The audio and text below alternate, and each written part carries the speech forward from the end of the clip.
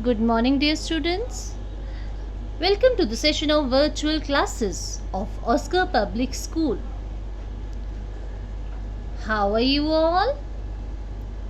I hope you all are taking good care of yourself as COVID cases are increasing day by day, children. Take care of yourself and your family members during the time of pandemic. Children, as you know, third wave is about to come, so please do take care of yourself. Okay, children? So now let's continue our today's topic, children. In the last video I explained you verbs and their kinds given on page 33. All of you open your books. Children, first I will recapitulate the topic verbs, children. Verbs are of two kinds, transitive and intransitive verb. Okay, children? Verbs are of two kinds, transitive and intransitive verbs. Children, as you all know, transitive verbs requires an object, whereas intransitive verbs do not require an object. Here, children, subject is the doer, object is the receiver of the action, and verb is performing the action. Who is the doer, children? The subject, who is performing the work. Object is who is receiving the action by the subject, and verb, what action is performed in a sentence. Let's look at example. Ruby is eating pizza. Here Ruby is the subject, eating is the verb. Okay, and then pizza is the object, as Ruby is doing the work on pizza. Who is receiving the work? Pizza is receiving the action. Object can be formed by asking question what or whom. In the above question we ask what is Ruby eating? Answer what comes is the object, that is pizza. Children, when we answer the question from what, the answer comes from what? It is an direct object. What it is? It is a direct object. And we when question with to whom, it is indirect object. Now transitive verb definition: subject plus verb plus object. It is the sentence structure, children. Action that have a direct object to receive that action. For example, the man loves his children. Subject is the man, love is the verb, children is object. The doctor cured him. Cured is the verb, children here. Doctor is the subject, him is the object. She crossed the street. Rohan kicked the ball. I baked the pizza. He rode the bike. We moved the sofa to another room. Children, when action is received by the receiver, that is the object, is the transitive verb. On the other hand, there is intransitive verb. Intransitive verb sentence structure is subject plus transitive verb plus adverb. Action that does not have a direct object to receive that action means there is no receiver. For example, snow fell yesterday. Verb is fell, snow is subject, but there is no object. It is intransitive verb. Children, we used to ask question from what or whom. When no answer comes, there is no direct or indirect object in intransitive verb. For example, she is sleeping. They worked hard. I laughed. The book fell. He walked to the park. I hope transitive and intransitive verbs are clear, children. Now, children, a verb is of two kinds, main verb as well as a linking verb. Children, main verb, that is principal verb.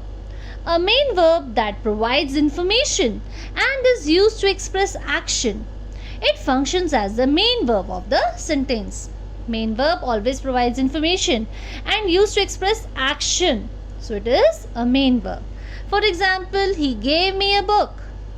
He told me a story. The child weeps. Whereas children, linking verb is also called as helping verb. A linking verb connects the subject of the sentence to a word or a phrase. It gives information about the subject. Okay?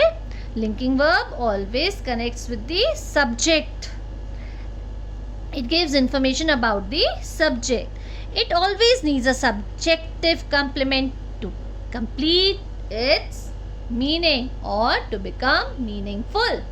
It always requires a subjective complement. I have explained you subjective complement and objective complement in the previous video. Remember? Okay. Now, what is the sentence structure of linking verbs? That is helping verb. Subject plus linking verb plus subjective complement. Noun, adjective, participles is subjective complement. Some linking verbs are be, is, am, are, was, were, become, look, seem, grow, taste, appear, feel, get, etc.